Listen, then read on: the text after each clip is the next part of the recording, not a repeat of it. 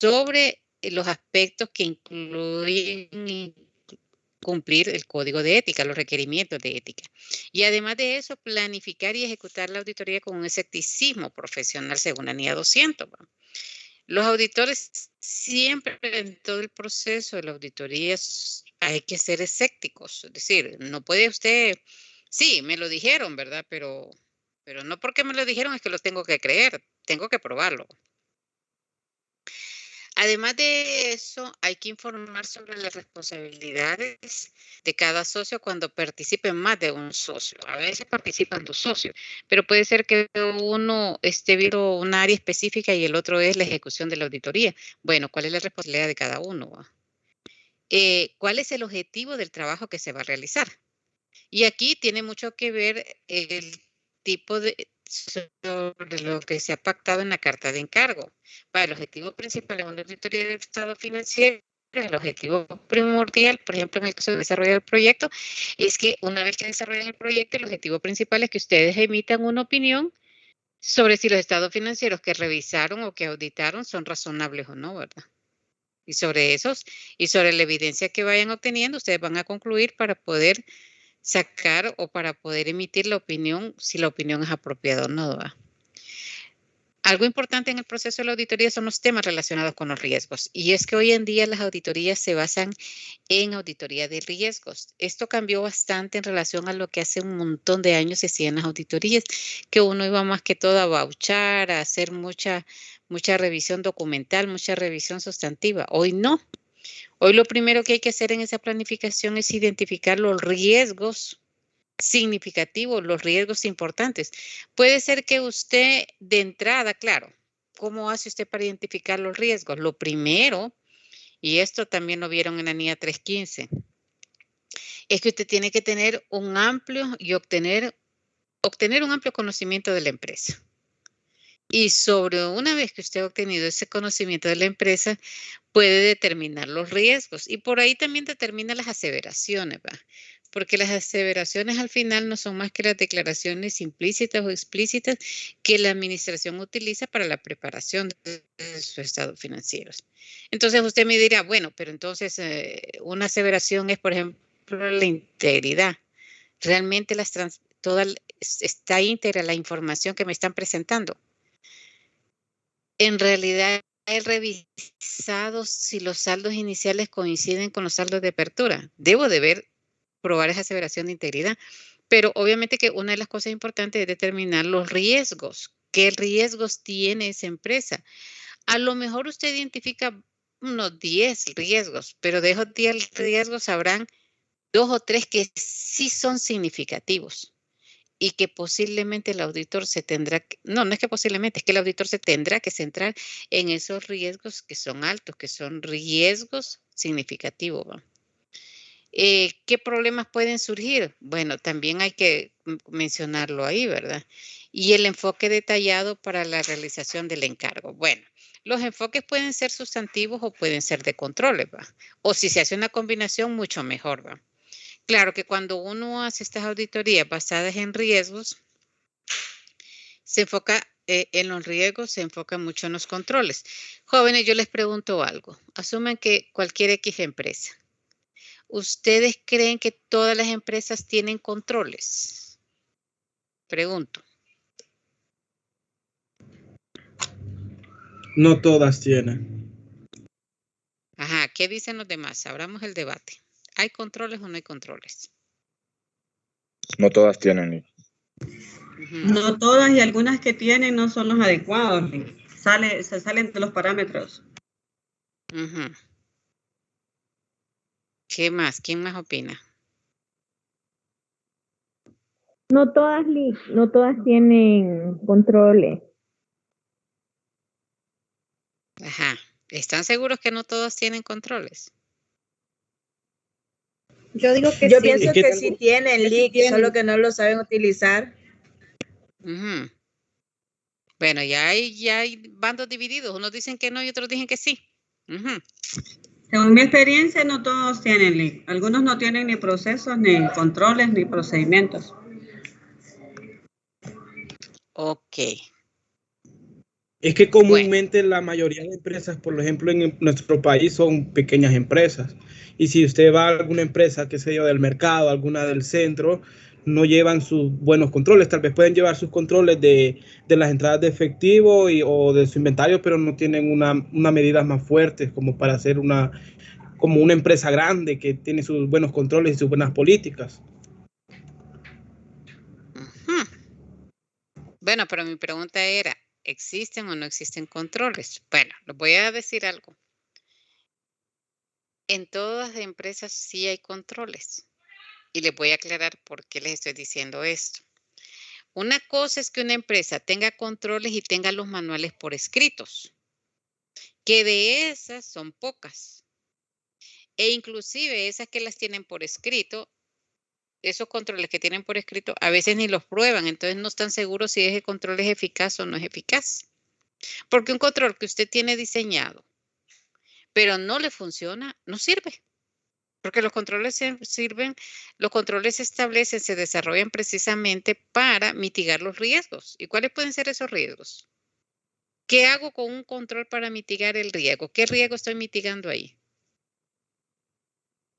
Hay uno bien importante. Cuando yo pongo controles, básicamente es para mitigar un gran riesgo. ¿Cuál sería?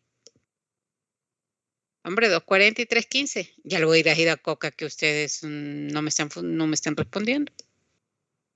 La pérdida, Lic. Sí, básicamente cuando yo pongo controles, lo que estoy haciendo es minimizando el riesgo de fraude a nivel de los estados financieros. Entonces, no lo estoy eliminando, pero sí lo estoy minimizando. Estoy poniendo un control de tal manera que me minimice ese riesgo. Ahora, no lo elimino, obviamente que no, pero sí lo minimizo, ¿verdad? El hecho de tener un control es minimizar esos riesgos.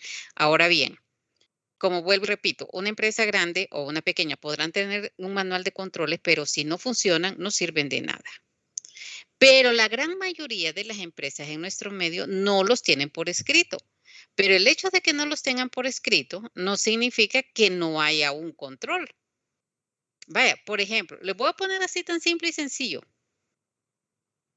¿Ustedes creen que la persona que vende esos carritos sangucheros que venden hot dog, usted cree que no tiene un control? ¿Cuál sería el control que ese señor tendría? Supóngase que yo le doy a usted el carrito sanguchero que hace hot dog nada más. Vaya, Jorge David, contésteme. Le doy a usted el carrito que hace hot dog. Yo se lo doy para que me vendan los hot dogs. ¿Cree usted que no hay un control ahí? ¿Cuál podría ser el control? No está por escrito, pero hay un control. ¿Cuál cree que sería?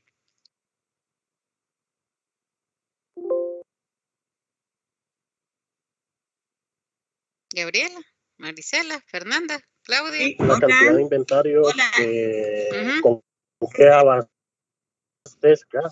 Que se cortaba. ¿Hola? Sí. ¿Me escucha? Sí, hay que, pues ahí tendría que mantener un CARDEX, ¿verdad? Con lo que el tema del inventario pequeño, ver lo que se está vendiendo y lo que se mantiene en el inventario, ¿verdad? Además de llevar un control de venta, ¿verdad? De las muchachas, que hagan un control de caja también, mantener la caja que esté bien y el inventario, un CARDEX. Fíjese que el carrito sándwich que usted, Gabriela, le dio, digamos, a Claudia para que fuera a vender, ¿sabe cuál es el control que usted le va a dar? Te doy 100 panes y 100 hot dogs. Ajá. Es correcto. Entonces, ¿qué va a suceder cuando Claudia venga? Si no trae ni los 100 panes ni los 100 hot dogs, ¿qué dice usted? Que todo se vendió, que me traigan el billete. Y si entonces si vendió todo y esos 100 hot dogs que vendió cuestan 10 lempiras, ¿cuánto le tiene que entregar? Son 100 por 10. Pero, 100 por 10. Son 1000 lempiras. Sí, son 1000 lempiras. Bueno, entonces, sí. No hay un control ahí que usted tiene, aunque no lleve por CARDEX. Usted sabe que le entregó 100 panes y como le decía, claro es un control pequeño, pero quizás no es el adecuado. Lo adecuado sería que ya sea que las empresas grandes o pequeñas, pues tuvieran un sistema, ¿verdad? O una forma, por lo menos una forma pues más profesional y más detectable para poder agilizar toda la operación, porque quizás pueda tener un carrito, pero quizás tenga 100 carritos, ¿me entiendes? Bueno, no, entonces obviamente, yo a lo que voy a mi pregunta es que todas las empresas pequeñas, medianas, grandes, aunque no existe el manual escrito, sí hay controles. A su manera hay una forma de controlar por lo menos lo más importante, ¿verdad? Entonces, no pueden decir que no existe el control, porque si no existe el control, mejor cierre, ¿verdad? No tiene nada. Entonces, las empresas a su manera empírica, como quieran, existe el control. Algún control existe. Claro, si lo tuvieran tal vez mejor estructurado, evitarían en muchas ocasiones los riesgos de fraude. Las empresas ya cuando tienen los fraudes encima es que empiezan a implementar controles o a contratar consultores para que les hagan y les establezcan los controles, ¿va? Y aún así, las empresas grandes, aunque tengan sus controles, pero vuelvo y digo, si esos controles no funcionan, no están exentas del fraude, ¿va? Porque no sirve de nada que usted ponga un control si ese control no es monitoreado, si no es un control que realmente revise a ver si es eficaz. Si no es eficaz, mejor darle vuelta a la página. No funciona. Sí, yo pienso que las empresas pequeñas, así como mencionaba usted, las microempresas, sí es controlable porque también está el tema de facturación, ¿verdad? O sea, te entrego tantos hot dogs, aquí están las facturas, ¿verdad? Y yo pienso que es manejable, pero cuando ya hablamos de empresas grandes, incluso le diré que yo viví en Islas de la Bahía mucho tiempo y fui contadora administrativa ya en corporaciones. Cuando vine aquí a Tegucigalpa en el 2011, vine a trabajar en empresas grandes que no tenían ni siquiera procedimientos, y me quedé yo así como que, wow, uno piensa que Tegucigalpa, que las principales ciudades están bien actualizadas en cuanto a temas de controles, ¿verdad? Y todo, pero no, fíjese que no. Me di cuenta que incluso no tienen ni manuales de procedimientos. Trabajan así como quien dice. La mayoría de las empresas realmente no tienen controles. Irán contadas con los dedos de una mano. No son muchas. Pero y corporaciones grandes también. Sí. Sí. Entonces, uno es llevado como de espalda, ¿verdad? Aquí a lo que voy yo es que entonces el auditor en ese enfoque que hace de la realización del encargo, pues tiene que decir, sí hay controles, pero no están escritos, pero entonces, ¿qué hago? Voy donde la persona, digamos, de que hace cajas chicas o que hace depósitos y le pregunto cuál es el proceso. ¿Qué proceso hace? Entonces hago mis narrativas, hago mis flujogramas y después pruebo eso que me está diciendo ella, si realmente esos controles, aunque sean verbales que se los van heredando de boca en boca, está funcionando, ¿verdad? ¿Que no están escritos? Sí, no están escritos, pero es lo que hace la aceptación de un control y que hasta cierto punto les está funcionando.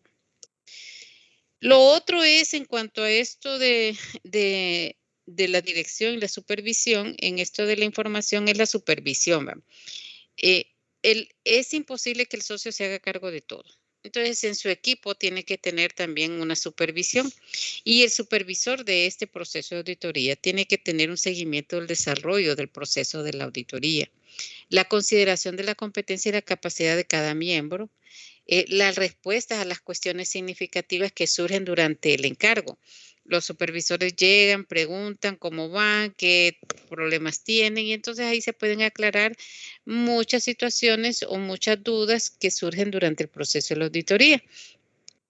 Y también determinan durante la realización de la auditoría qué cuestiones deben ser objeto de consulta o consideración por parte de los miembros, ¿va?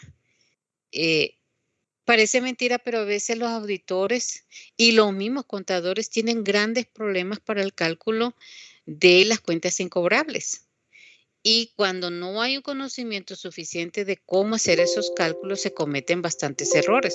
Hoy, por ejemplo, en la mañana estaba con un auditor y me decía, mire que el cliente creo que hizo mal. Entonces empezamos a revisar la cédula que él estaba haciendo y le digo, no, mejor plantéela de esta manera para que le entienda cualquier mortal que venga a revisar su cédula, porque así como la tenía planteada, solo él entendía, ¿va? Y eso sucede que tanto en la contabilidad como en la auditoría, uno tiene que trabajar, para quien menos trabaja eso es para usted mismo. Tiene que trabajar para que cualquiera que le revise sus papeles, los papeles hablen por sí mismos, ¿va? Sin necesidad de traer intérpretes o que me vengan a explicar qué fue lo que hizo. Pues a lo que quiero llegarles es que el cliente, ahorita que le estamos revisando esa cuenta, resulta que sobreestimó su reserva como en 9 millones. Entonces, ¿qué pasa? Que al sobreestimar esa reserva, el cliente pagó menos impuestos. Y la contingencia fiscal que ese cliente tiene anda como por 2 millones. ¿Va? Entonces, como me dice el auditor, y entonces, entonces el problema es del cliente, no es suyo. Lo que nosotros tenemos que hacer es informarle de que en esta revisión hay una sobreestimación de la reserva y que por lo tanto tiene la contingencia de los 2 millones. ¿Qué va a hacer él? Esa es una decisión del cliente. Si él quiere hacer su rectificativa o se corre el chance, como dicen, de que vaya prescribiendo año con año. Pero ya eso queda a criterio de él. La obligación del auditor es informarle. Ahora, ¿qué pasa? Que para nosotros ese es un error, es una situación muy material. Es una situación que sobrepasa la materialidad. Y entonces ahí entramos en debate, no, pero que califica o no califica, que se va por control interno, que se va. No, Leo, para mí va para una calificación de opinión, porque el evento sí es material, sí es significativo. Hay un efecto y cuando se ven estos tipos de situaciones, y ustedes lo van a poder comprobar cuando estén haciendo su proyecto de auditoría, es que cuando hay un tipo de incorrecciones como este asunto que les comento, no lo deben de evaluar en el entorno de solo la reserva, sino en sí en todo el impacto que tienen los estados financieros. ¿Y cuál es el impacto? Al tener usted una sobreestimación en la reserva de cuentas incobrables, ¿qué hizo? Sobreestimó sus resultados porque aumentó mucho el gasto. Al aumentar el gasto, ¿qué pasa? Que disminuyeron sus utilidades. Y al disminuir sus utilidades, los accionistas tienen menos dividendos, menos utilidades.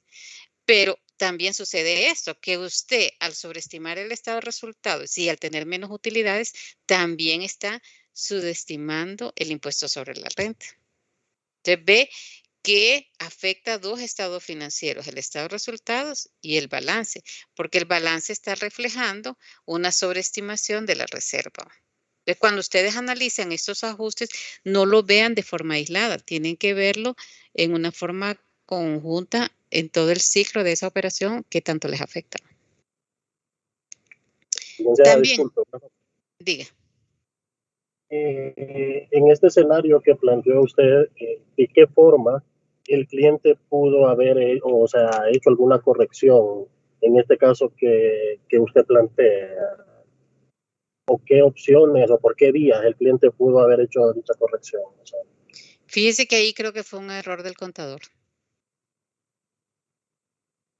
Porque lo sobreestimó bajo una apreciación equivocada, ¿verdad? De la ley del impuesto sobre la renta.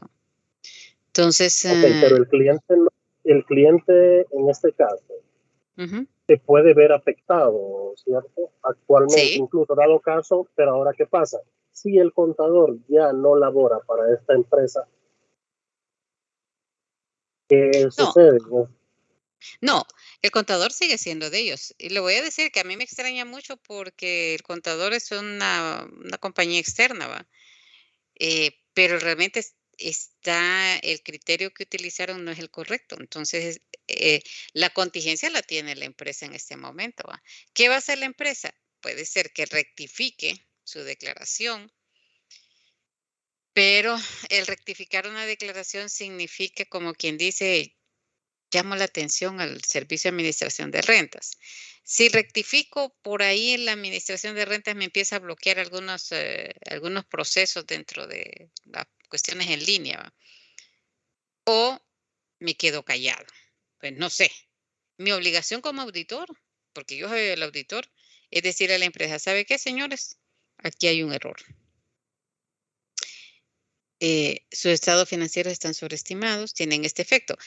No importa, bueno, no es que no importa, el efecto acá o el error está en que esa sobreestimación ha llevado a que paguen menos impuestos. Como le digo, la contingencia fiscal que tienen ahí es como de 2.200.000. Pero como auditores, solo estoy en la obligación de informárselo e inclusive creo que yo voy a tener que calificar esa opinión. Pero como las opiniones de los estados financieros no son documentos que tienen que ir al fisco, porque es una auditoría privada, la decisión, Rodrigo, es del cliente. ¿Qué es lo que va a hacer? Uno puede sugerirle, pero en esta sugerencia yo le puedo decir, bueno, si usted hace esto, va a tener este efecto. Si no lo hace, la contingencia la va a tener durante 5 años, porque a los 5 años van prescribiendo todo esto.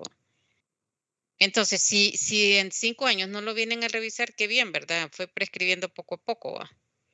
O puede ser que este año haga la corrección en este estado financiero y se correría la contingencia solo por un año. Ese es un rifón realmente, ¿verdad? Como puede suceder, puede que nunca suceda, ¿verdad? Hay empresas que yo conozco que nunca les han ido a auditar, como hay otras que a cada rato, ¿verdad? Es que aquí lo que sucede es que el Servicio de Administración de Renta, a quien pasa chequeando muy de cerca, son a los grandes contribuyentes, ¿verdad?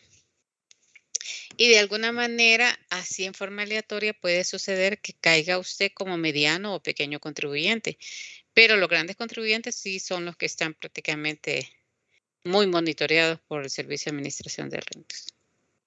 Comprendo, gracias.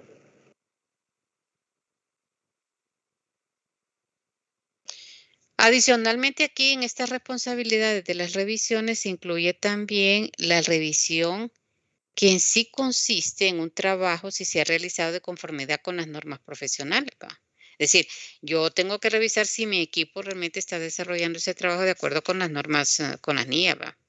Si han planteado las cuestiones significativas para una consideración más detallada, si han realizado las consultas adecuadas, si la evidencia que han obtenido es suficiente y adecuada para sustentar el informe de auditoría. Bueno, que es muy común. Ustedes saben que las empresas tienen que tener sus políticas contables y eso es una de las primeras cosas que yo pido. ¿Cuáles son sus políticas contables? ¿Por qué insisto yo tanto en eso?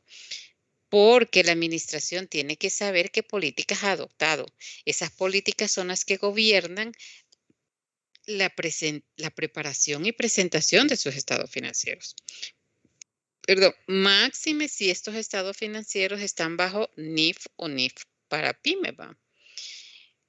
Comúnmente, los estados financieros en nuestro medio se hacen más por efectos fiscales. Pero con las normas, con la adopción de la norma, sus estados financieros tienen que ser más financieros, independientemente. El hecho de que usted tenga estado financiero bajo una normativa de NIF que le obliga a hacer políticas contables para presentar la realidad de las operaciones de su empresa, no significa que usted no le pague al Estado lo que le corresponde a través de la generación de utilidades. Vaya, por ejemplo, la reserva de cuentas incobrables. Ustedes saben que la ley dice el 1% de las ventas al crédito siempre y cuando no exceda del 10% de clientes, ¿ok? Ese es un aspecto fiscal. Pero la empresa financieramente dice, bueno, mi política de cuentas incobrables es todas aquellas cuentas que me excedan de 180 días, yo voy a castigar la reserva. Esa es la política financiera, es la política que está bajo la normativa que adoptaron. Ok. Entonces llega el momento en que usted su política financiera excede lo que el Estado le permite. Pero eso no quiere decir que usted no la pueda contabilizar. Usted sí lo contabiliza. Suponiendo, ¿verdad?, que la financiera, el ajuste financiero era de 200 y fiscalmente solo le aceptan 100. Usted en su estado financiero registra 200. Pero para efectos de impuesto hay 100 que no los puede considerar todavía como deducibles.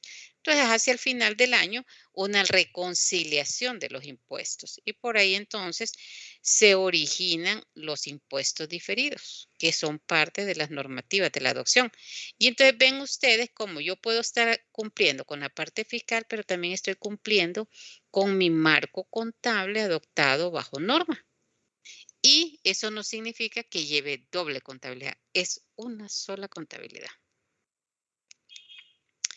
¿Qué pasa con la revisión del socio del encargo? Bueno, esta revisión tiene que ser oportuna por el socio, no tiene que estarse esperando hasta que todo el equipo termine, ¿verdad?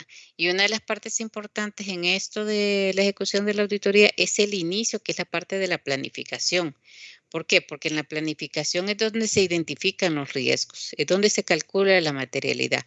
Esa identificación de riesgos, ¿cuáles son las respuestas que se le han dado? ¿Cómo se van a aprobar los controles? Entonces, sobre esa base, el socio tiene que estar muy en el entendido, porque también tiene que cumplir en la fecha del informe que se va a la fecha que han pactado, ¿verdad? Tiene que identificar esas áreas críticas, especialmente las que se relacionan con cuestiones difíciles, controvertidas, ¿verdad?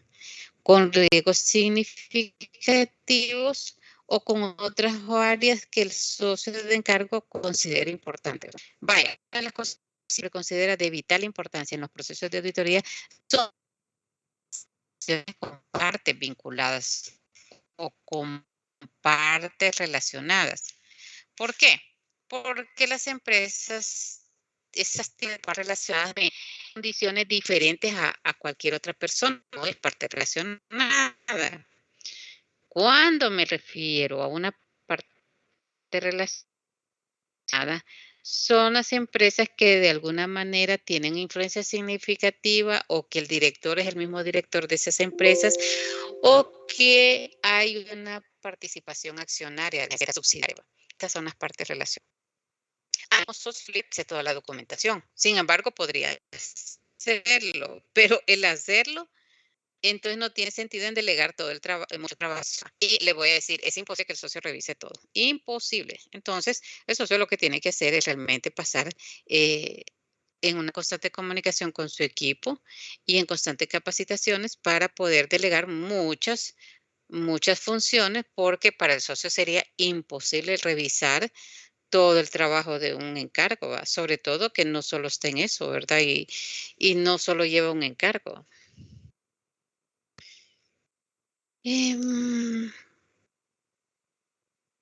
Luego están también los procesos de consulta, ¿va?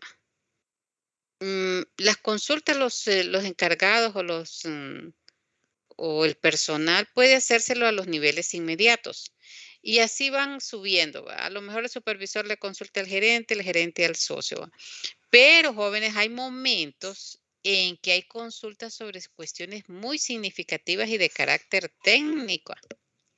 Y a veces están fuera de la firma, ¿va?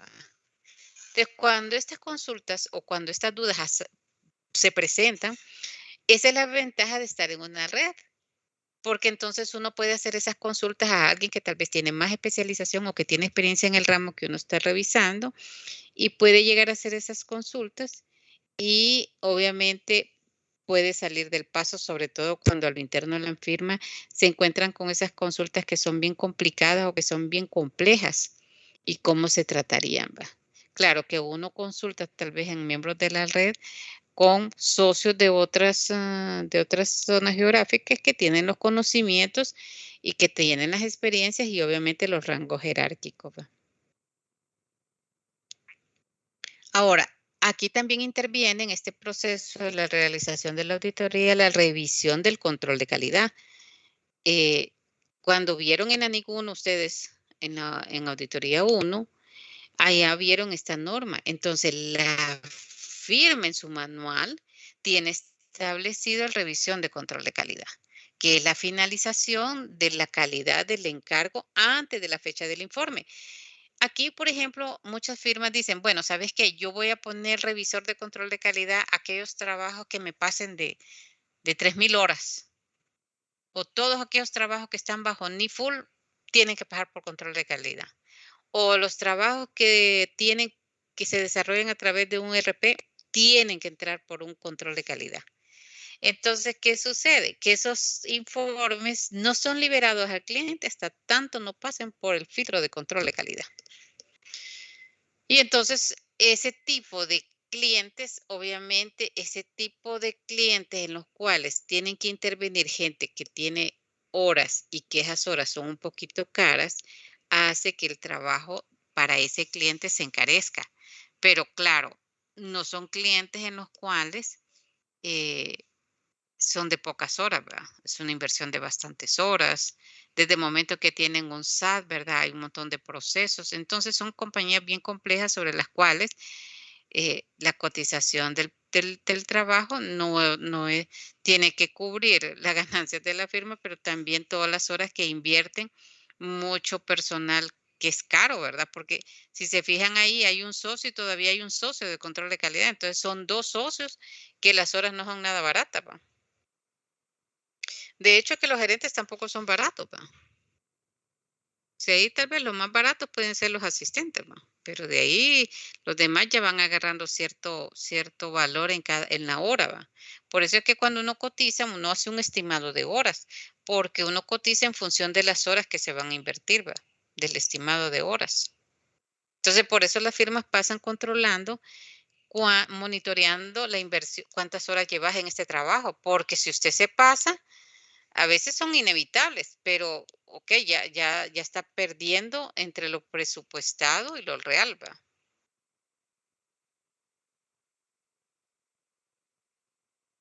Y pues obviamente que la revisión de control de calidad, como les reiteraba la vez pasada, en una empresa que es pública, o sea, una empresa que cotiza en bolsa de valores, esos son obligatorias, ¿va? Ahí no es si el manual lo dice, no.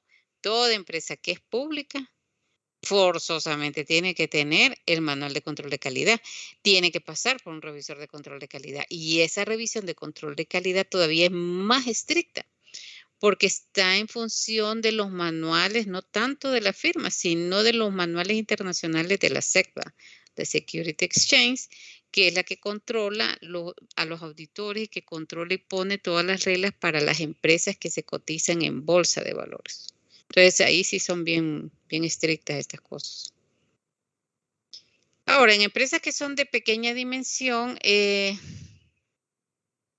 ahí pues la revisión de control de calidad del encargo a veces puede ser encargada a un auditor que no forma parte del proceso, ¿verdad? Que no estuvo dentro del proceso de la auditoría, pero eso puede ser parte de las mismas políticas que tiene consideradas en su manual la firma, ¿va? Y el último elemento que tenemos es el seguimiento. Y en el seguimiento, pues requiere que la firma establezca también en su sistema de seguimiento una seguridad razonable de que sus políticas y procedimientos relacionados con el sistema de calidad son adecuados y que operan eficazmente, ¿va? Que hay que considerar las deficiencias que pueden afectar al encargo de auditoría. El socio puede tener en cuenta medidas adoptadas por la firma, ¿va? Una deficiencia que se tenga en el sistema de control de calidad de la firma no significa necesariamente que un determinado encargo no se haya realizado de conformidad con las normas profesionales, ¿verdad? Ahora, estos seguimientos, por ejemplo, las firmas que estamos bajo una red, todo esto lo podemos hacer a lo interno, pero parte de las exigencias, por ejemplo, de una red es que hay un monitoreo o un seguimiento de los internacionales, ¿va? Cada 3 o 4 años hacen revisiones, vienen los internacionales y eligen al azar 2 o 3 encargos, ¿verdad? O pueden hacerlo por socio, o por zona geográfica, o por gerentes. Queda a criterio realmente de los revisores. Y por ahí entonces las firmas se convierten en auditadas, ¿va? Entonces a una firma la pueden auditar pues los revisores internacionales, los que estamos bajo una sombrilla de una red. Pero yo la vez pasada les comentaba que aquí a nivel de proyecto de Estado, la Juntec y el colegio, eh, porque alguien me preguntaba, bueno, ¿y a quién controla la firma? Aquí localmente nadie, ¿va? El hecho de estar registrados en una comisión de banca no significa que revisan esos papeles la comisión, ¿va? Tal vez les irá a revisar a las que auditan el sistema financiero. Pero de ahí el resto de ese montón de firmas que hay, pues nadie las chequea. Entonces se está haciendo un proyecto ahí de tal manera que también sean revisadas aquí localmente por una normativa local, ¿va? Y obviamente las empresas que son sujetas a revisiones internacionales, pues eso a nosotros, como dicen, ni frío ni calor, ¿va? Pero muchas empresas que tal vez no tienen establecido esto, sí les va a caer duro porque tiene que sujetarse a esa normativa que se está preparando. Y bueno, y finalmente con este control de calidad en la auditoría de los estados financieros está el aspecto de la documentación. y la documentación de esas consultas, ¿verdad? La documentación debe ser suficientemente completa y detallada de todas las consultas que se realizan a otros profesionales y que aquí pueden implicar cuestiones difíciles o controvertidas. Contribuye al conocimiento en el sentido de cuál fue la cuestión que fue objeto de la consulta o cuáles son los resultados de esa consulta, incluida cualquier decisión que se haya tomado, el fundamento en el que se basó y el modo en que se implementó, ¿verdad? Entonces, todos esos puntos quedan siempre dentro de los papeles de trabajo que el auditor o dentro del legajo de papeles electrónico que el auditor va almacenando en el software de auditoría o en las carpetas que tenga de los archivos permanentes, como para tener evidenciado estos procesos que se cumplen a nivel de el control de calidad. Ok, jóvenes, ¿alguna pregunta hasta aquí?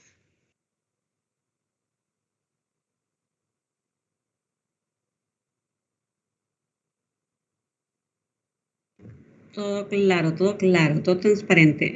Como el agua de Choluteca, decía un profesor. Entonces, no tan clara ni cristalina, No, ¿verdad? estuvo claro, Lick. Bueno. Solo como un comercial, mire que no marqué la asistencia porque en eso estaba participando y cuando entré ya había cerrado la opción. Bueno, por hoy la voy a ampliar, pero solo por hoy. Entonces, ahorita se la voy a ampliar, ¿verdad? Okay. Bueno, si no hay preguntas, jóvenes, entonces nos miramos el jueves, ¿verdad? No, sí, no, el jueves, ¿verdad? Sí. Sí, Mañana porque es feriado mañana. Mañana Mañana es es feriado. 15, bicentenario. Mañana es el bicentenario. ¿Qué tanto hemos avanzado y qué tanto hemos cambiado? No sé. Pero bueno.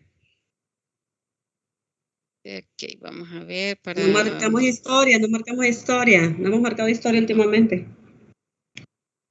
Ya días no marcamos. Vamos a ver. Ok, ya sé, para los que no han marcado ya se las cambié. Ya les di ahí. Bueno, jóvenes, entonces pasen buenas noches y que descansen. Gracias, Lick. Buenas noches. noches. Buenas noches, Buenas Lick. noches. Gracias, Lick. Buenas noches. Igual Buenas noches. descansen. Buenas noches, Lick. Buenas noches.